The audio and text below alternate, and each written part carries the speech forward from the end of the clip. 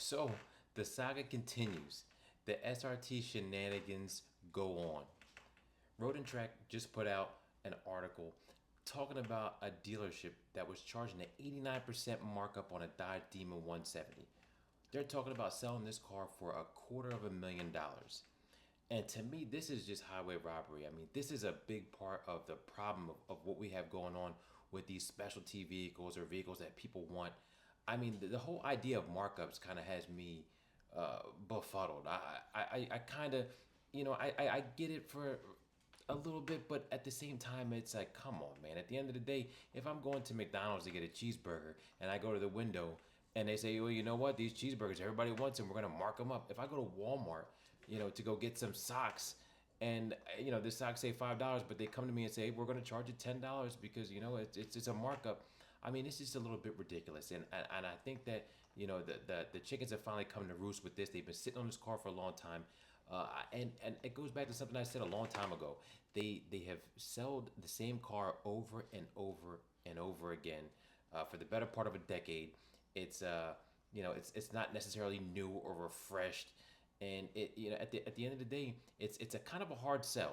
I don't think that when the Demon 170 came out and when they really brought this out, it wasn't the same as 2018. When the original Demon came out, that was a big deal and everybody was interested in it. I mean, that was a real shocker. This one here was kind of a letdown. It was kind of, it just kind of is what it is. And I do think that, it does kind of look funny, with the narrow body up front and the wide body in the back. But just the prices are unreal. And I mean, come on. At the end of the day, I don't even think the people that even have these cars are so much in love with them, right? Now, I mean, obviously, I can't speak from experience. I've never driven a Demon 170, but I mean, at the end of the day, these are the same vehicles recycled over and over again, and for dealers sitting on them and really thinking that once upon a time I worked at a Ford dealership. I was an internet manager at a Ford dealership, and the only cars that ever got marked up was like a Boss 302 or the GT 500. And when I say markup, I'm talking 10 over, maybe 12 over, max. This is $250,000 for a Dodge Challenger. The same Dodge Challenger that you could go to Enterprise and rent with the V6 in it, just with a beefier motor, some suspension. It's crazy to me. And I think they've made money hand over fist with these vehicles and try to continue on, doing so.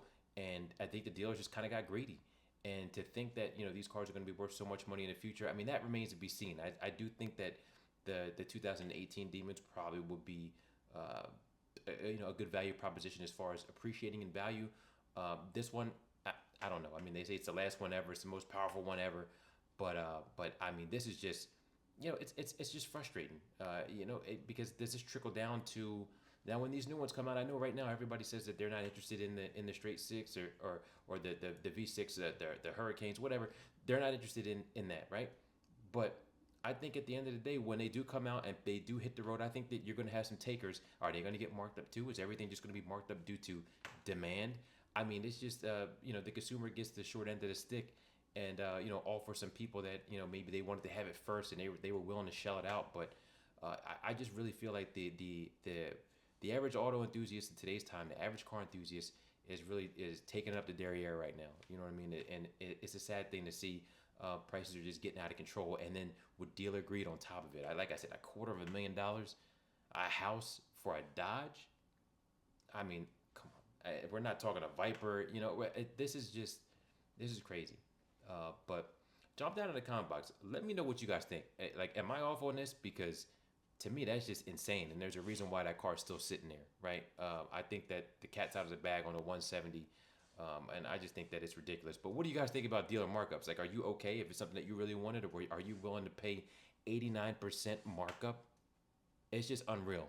Jump down in the comment box. Let me know what you guys think, and I'll catch you guys in the next one.